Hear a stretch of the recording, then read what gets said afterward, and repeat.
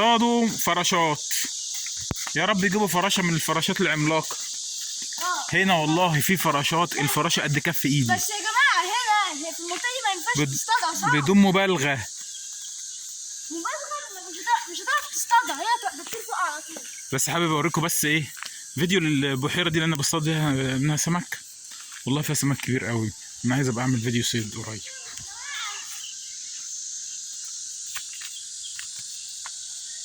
بصراحة منظر تحفة. نروحوا فين؟ استنى يا محمد.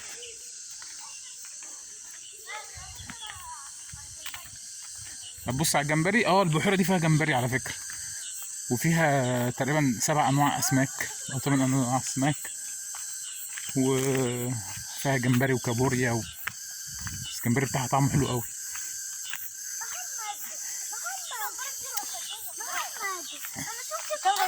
الكاميرا تجيبه ولا ما تجيبوش؟ بس الجمبري في الماء بيبقى شفاف قوي، فبيبقى عايز دقق فيه. انا شفت حاجة كده بتتحرك قد كده. يا نهار ابيض، صغننه كده قد كده. دي جمبريه صغيره. يلا تعالى. يا محمد لو تجيب فراشه كده على المباشر وانا بصور الفيديو. هنروح الملعب. تيجي نروح الملعب بتاع كرة السلة؟ على فكرة في سمك واقف على وش المية، بس انا عمري ما كاميرا موبايل، عايز كاميرا عالية قوي عشان تجيبه. محمد شايف السمك اللي على وش المية هناك ده؟ واحجام عاملة ازاي؟ والله العظيم والله في سمك واقف قدامي على وش المية، بس المية منها مسودة قوي، السمك مش باين. السمكة ممكن تجيب ال10 كيلو، والله تجيب ال10 كيلو. وكمان في سمك بيطلع كده لما بتحط خضار. بيحبوا ساعات البطيخ. بصطاد هنا بالخص، بس مفيش خص دلوقتي، الجو حر. بجيب خيار، بقطع خيارية برميها في المية وبطعم في السنارة خيار. والله بجيب سمك طول دراعي. تيجي يا محمد نجيب السنارة ونصور فيديو دلوقتي صيد؟ تعال محمد عايز يصطاد فراشة الأول. بتاع المقرف اللي بيجي لنا الجلد بتاعه هناك اهو. الجلد بتاعه هناك اهو. هنا اهو. بصوا بقى، دي حشرة. سامعين الزنة اللي أكيد السنة سامعين. الحشرة دي اللي أنا هزوم عليها دي، ده جسمه، ده الجلد بتاعه، هو كده مغير جلده طول صباعي. بس صوت ايه بقى؟ بسم الله ما شاء الله، قمة الإزعاج، حاجة يعني. انت لو عايزين تناموا ده مزاجكم، بيهلكوا تصحوا كلكم. شوفي يا حبايبي، بيقول لكم، حبايبي بتقول لكم ايه؟ يعني لو عايزين تناموا ده يخليكم تصحوا كلكم. ده صوته زرع النار. تعالى على ملعب كرة السلة. هناك كرة السلة ما تفكرش زي المرة اللي انت قفشت فيها الزرقاء. لا، عشان ساعتها كانت الدنيا كان في شتاء مطر، فكان أرضية الملعب مبلولة، فكان الفراش بيجي كتير فيه. زلمة بيحب المبلول. الحتة دي كلها كده الصبح بتبقى مليانة. بتبقى كل الفراشات متجمعة. دراجون فلاي؟ لا كلها بالليل. اصطادوا يلا وانا بصور كده. هاتوا في لعبك. خد بالك الشبكة باظت. مش دي الشبكة اللي انا عاملها لك؟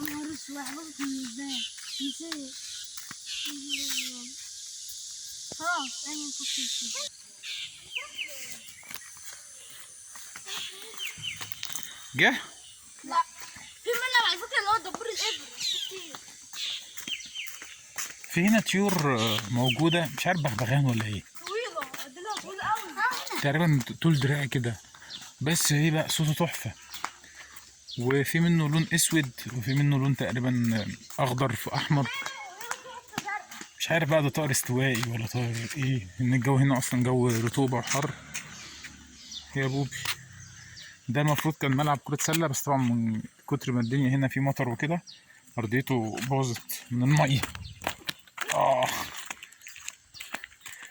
كانوا عاملينه للقرية كده.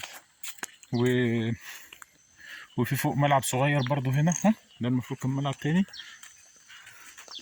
وحاطين عليه، وفي ترابيزة بينج بونج هناك اهي. تمام.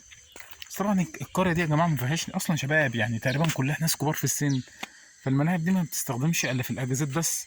يكون في اجازة الابناء يعني بيجوا هنا زيارات لابائهم.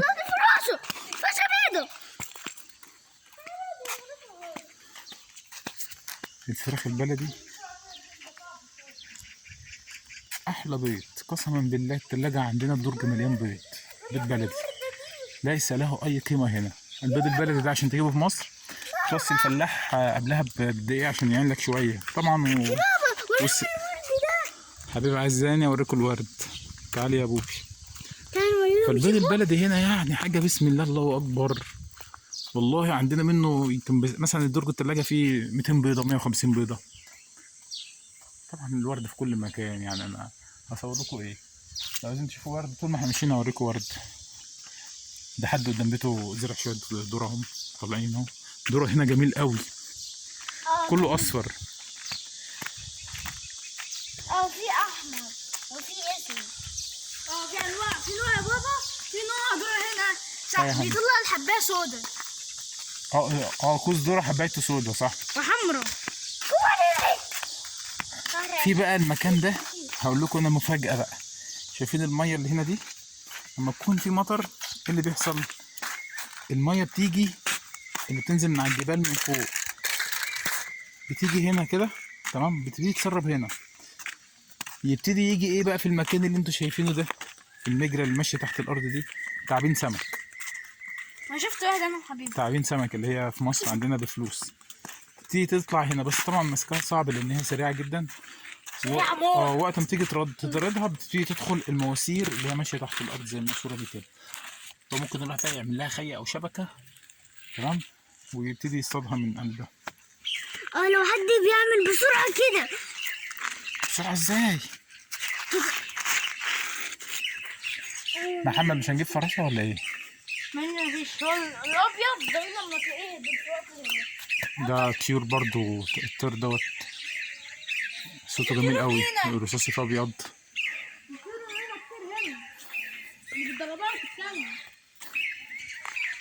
لا طائر المنى ده ملوش لازمه، ده انا اسمه عنه دار يا محمد.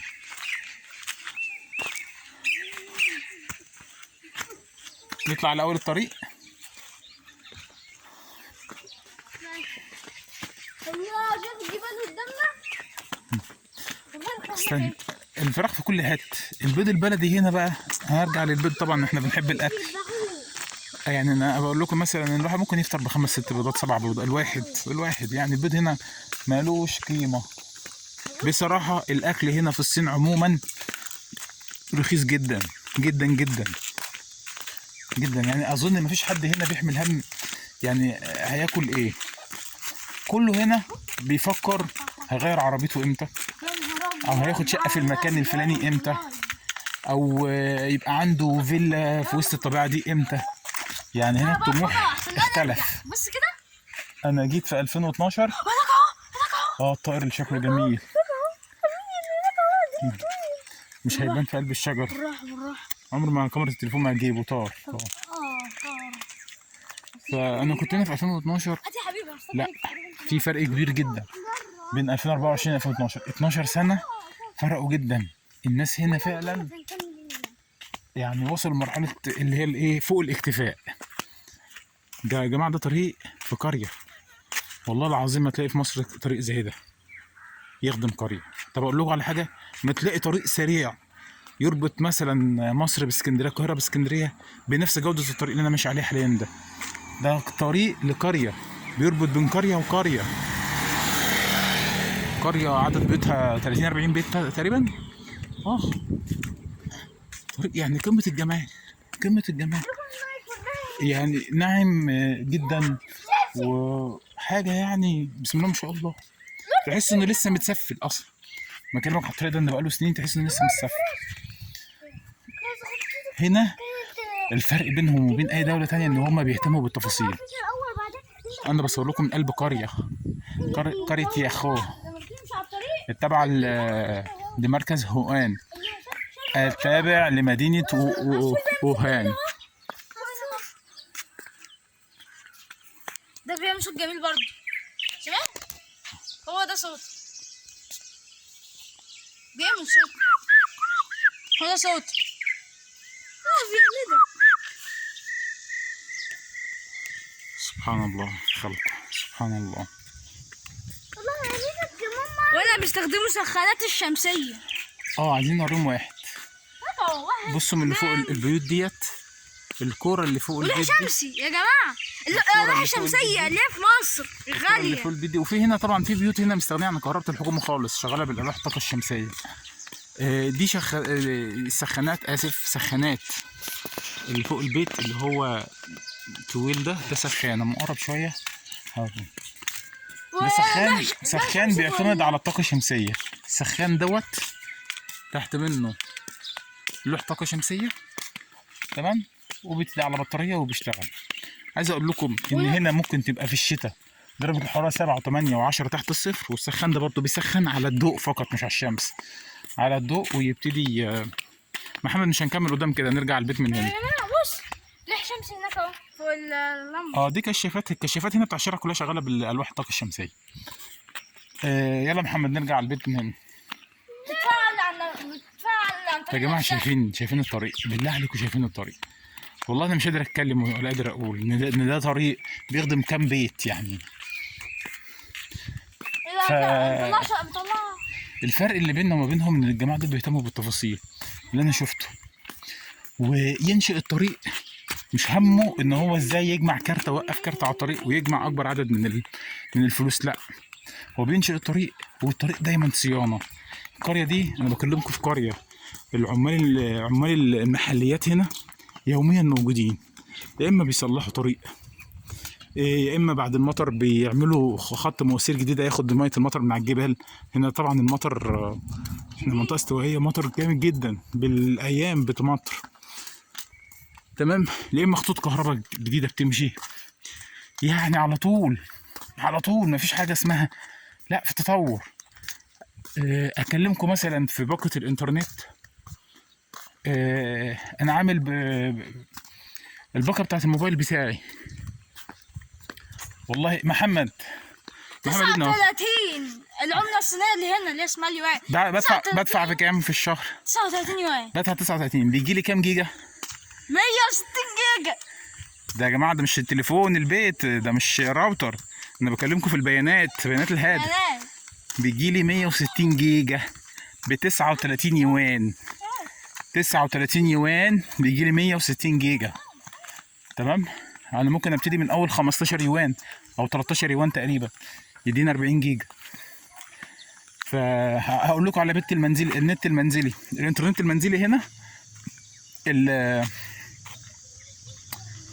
الباقه، اللهم صل على سيدنا محمد، تدفع 50 يوان في الشهر، تقريبا بتديك حوالي 500 جيجا، تقريبا 500 جيجا و600 جيجا. يعني هو شبه كود اللي هو unlimited، بمعنى ان هو بيديك باقه عمرها ما تخلص، تمام. هم هنا اذكياء جدا، هم دلوقتي خلين المعاملات بتاعهم عن طريق الانترنت، فبالتالي هو من مصلحتهم ان كل فرد يكون معاه انترنت دايما في اي مكان، لان الدفع هنا البيمنت عموما اصبح كله عن طريق الانترنت، عن طريق البقال، تمام. فعشان هو دلوقتي بيقول لك ايه، بدل ما، وهنا طبعا في نقطه تانية، تزوير العمله هنا كتير جدا، فهو عايز يستغنى دلوقتي عن الفلوس النقديه، فقلبها كلها اونلاين وكلها عن طريق الواتشات او علي باي، تمام. وكلها دفع عن طريق المحافظ الالكترونيه. فطبعا عن طريق المحافظ الالكترونيه مفيش حد يقدر يغش ولا يخدع حد، تمام. لا في طريقه غش، لا بصراحه يعني الكلام كتير، كلام كتير. طريقه غش على فكره برضه على الانترنت، طريقه غش.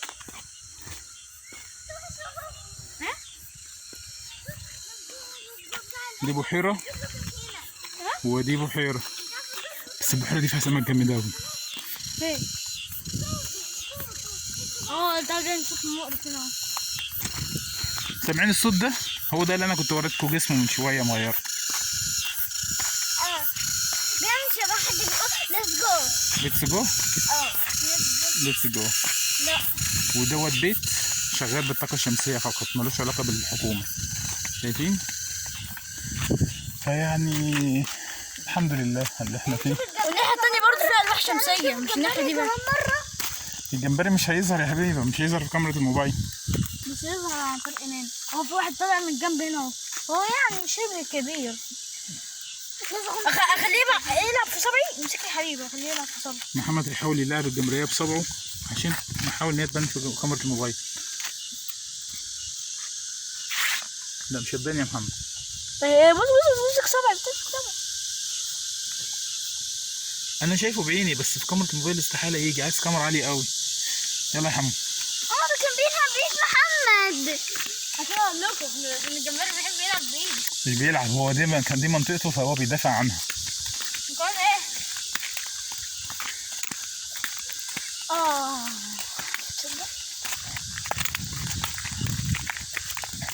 فدلوقتي احنا في طريق العودة وقربنا نوصل البيت عندنا اهو. احنا وصلنا. عندنا خلاص، احنا تقريبا كلها 3 ايام او 4 ايام بالكتير وهنمشي من هنا. الفيزا بتاعتي ان شاء الله هستلمها وهنطلع بقى على المدن العملاقة بقى، على الدوشة والضوضاء ونسيب الهدوء هنا. ده البيت بتاعنا. العجلة بتاعتي. اللي على اليمين ده اللي موجود هناك ده المطبخ، وطبعا ده البيت لان هو عشان ما فيش ادخنه ولا الكلام ده. ودي عجله حبيب. والارض ورا. تعالى نصور الارض. نصور الارض. دلوقتي لا، انا دلوقتي هقول سلام عليكم واقفل معاكم الفيديو واعمل لكم فيديو تاني. هصور الارض واصور لكم بقى المحاصيل اللي حمايه زارعها. طبعا عربيه حمايه في الضمان بتتصلح، كانت حاطط خطه كده. اللي على اليمين ده المطبخ وده البيت. تمام. فدلوقتي هقول لكم مع الف سلامه وان شاء الله اشوفكم في فيديو قريب. الزرع بقى والارض بتاع حمايه والمحاصيل الجميله اللي عنده. يلا السلام عليكم ورحمه الله وبركاته، في رعايه الله.